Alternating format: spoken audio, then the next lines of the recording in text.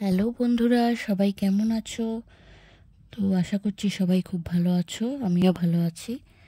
তো আজকে দেখো একটা নতুন রেসিপি নিয়ে তোমাদের কাছে চলে এলাম। শীতকাল তো এসেই গেছে, আর শীতকাল মানেই আমরা জানি পালং শাক। আমরা সকলেই জানি পালং শাকে প্রচুর ভিটামিন আছে। তো চলো বন্ধুরা, আজকে পালং শাকের একটা রেসিপি তোমাদের সাথে শেয়ার করি। প্রথমেই তোমাদের দেখালাম যে সবজিগুলো কেটে রাখা হয়েছে পালং শাকে, যেগুলো আমি দেবো। তো এখন দেখো 5 ফোড়ন, কাঁচা লঙ্কা দিয়ে আলুগুলো ফার্স্টে দিয়ে ভালো করে ভেজে নিচ্ছি নুন দিয়ে। তারপরে আমি বেগুনগুলো ভেজে নেব, কাটা ছিল, ধোয়া ছিল। আচ্ছা, এগুলো ভাজতে ভাজতে আমি পরিমাণ মতো লঙ্কা, হলুদ সব দিয়ে দেবো, আর জলটাও দিয়ে দেবো।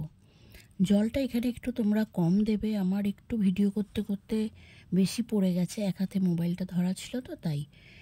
তা যাই হোক, তারপরে জল দিয়ে আমরা শাকটা দিই। শাকটা কিন্তু আমরা ভাজি না, শাকটা দিয়ে দেবো পরিমাণ মতো জল দিয়ে।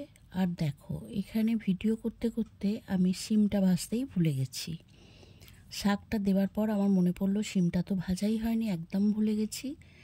তো কোনো ব্যাপার নয়, শিমটা আমি শাকের সঙ্গেই দিয়ে দিলাম। আমরা তো গোটা সেদ্ধ প্রত্যেক বাড়িতেই খাই, না ভেজেই হয়, সেটা সেদ্ধ রান্না ভালোই লাগে সকলের। তো এই শাক রান্নাটাও খুব সুন্দর হয়েছিল, ভালোই লেগেছিল আমাদের। শিমটা শুধু ভাজতে ভুলে গিয়েছিলাম।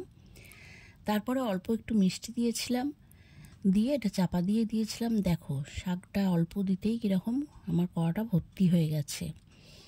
তো সেই জন্য পুরো শাকটা দিতে পারিনি, চাপা দিয়ে রেখে দিয়েছিলাম। আবার একটু কমে যেতে বাকি শাকটাও দিয়ে দিলাম, দিয়ে চাপা দিয়ে দিলাম।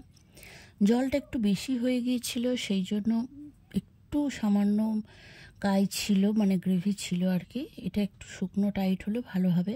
তোমরা অবশ্যই জলটা দেওয়ার সময় খেয়াল করবে, জলটা একদম অল্প দেবে। তাই যাই হোক, ওভারঅল খেতে খুবই ভালো লেগেছিল আমাদের। সেই রেসিপিটাই তোমাদের সাথে শেয়ার করছি। তোমরা কিভাবে করো শাক রান্না সেটা আমাকে জানাতে পারো কমেন্টে, আর এইভাবেও একবার করে দেখতে পারো।